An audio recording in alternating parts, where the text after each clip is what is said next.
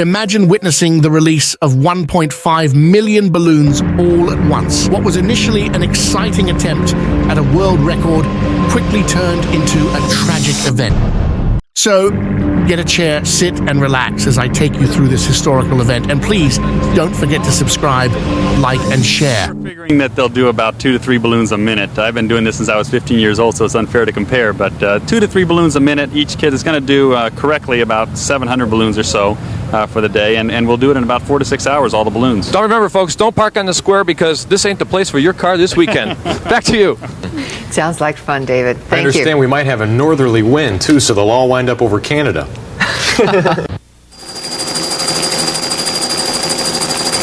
Ladies and gentlemen, live from downtown Cleveland, it's Big Chuck and Little John in front of the biggest happening around. Okay, thank you, John. And we have a real story to tell you. This is not, we're not making this up. It's really happened. Mary Ellen bought 2 bunches of balloons to give to John and I here. She came down, and one of the bunches of balloons she had tied to her watch.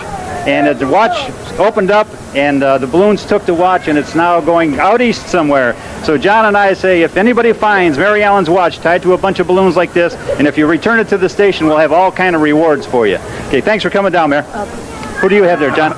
What is your name? Tanya Pugh. Okay, Tanya, show everybody what you have on your hands there. What are those? Let's say bandages. Okay, and what are they for? They're for getting away from sores from your hand. Okay, did you get any blisters? Yeah, 3. Are you having a good time? Yeah. Are you tired? Yeah. Okay. Okay, Chuck, as you can see, they're going strong. They're blowing them up. I still think they have the record. Back to you, Chuck.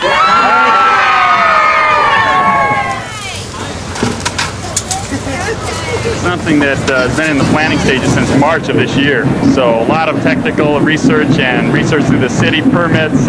It's endless. It's absolutely astonishing to try and get something like this off, let alone waiting for good weather.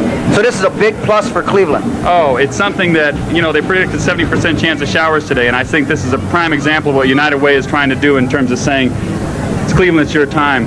It's time to say yes. It's time to say it is a happening city. We are on the move. It's no longer the butt of jokes or anything. I've been in this city now for 6 months, and I absolutely love it. You know, my wife and I have even talked about moving here, and our friends in LA think we're nuts.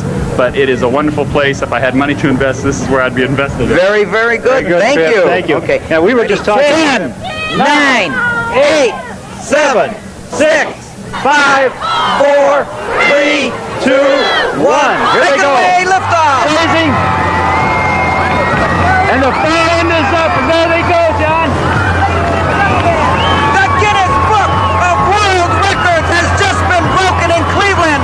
Over 1,500,000 balloons going up in the air at this very, very moment. Look at the crowd below. We did it! We did it, John. There it goes. It's completely covering the terminal tower. Look at that. I want to sing up, up, and away. It is awesome, ladies and gentlemen, to actually be down here and see the multicolors that are going up in the air at this moment. We did it, John. This is it. Let's hear it for Cleveland. Yeah.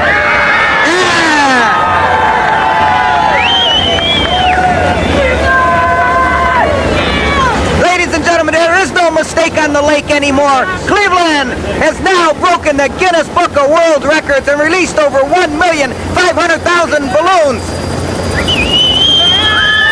Think of that, Chuck. The Guinness Book of World Records, the Cleveland home of the Rock and Roll Hall of Fame. All of this in Cleveland, Ohio. The All-American City. How many events can we take over in 1986?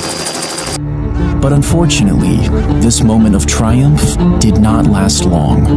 The expectation was that the helium-filled balloons would float around for a while before eventually deflating and returning to Earth one by one. But that wasn't what happened. And the wind has just shifted just enough that the balloons are now trailing fast.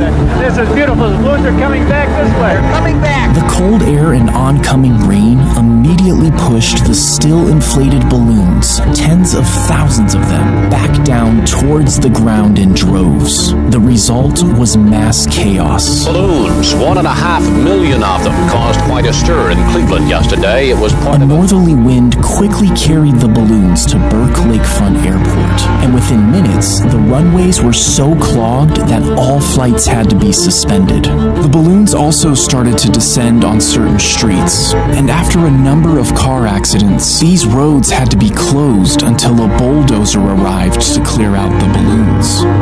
As all this was going on, the Coast Guard was still out looking for the two missing fishermen. Ironically, that big balloon launch in Cleveland today is one of the things that's making this search so tough for the Coast Guard. Balloons had descended on Lake Erie in massive quantities. There's 60% of the balloons launched landed here instead of the planned 10%. It's like trying to find a needle in a haystack here. Can you imagine trying to find somebody floating out here or even spotting a life jacket with all these balloons on the water? On September 29th, 2 days after the balloons were launched, the Coast Guard finally called off the search for the two missing fishermen. And shortly after, both men's bodies washed ashore. Balloonfest was featured in the 1988 edition of the Guinness Book of World Records. However, that was the only edition to include it. And shortly after, Guinness ended the category of balloon launching altogether.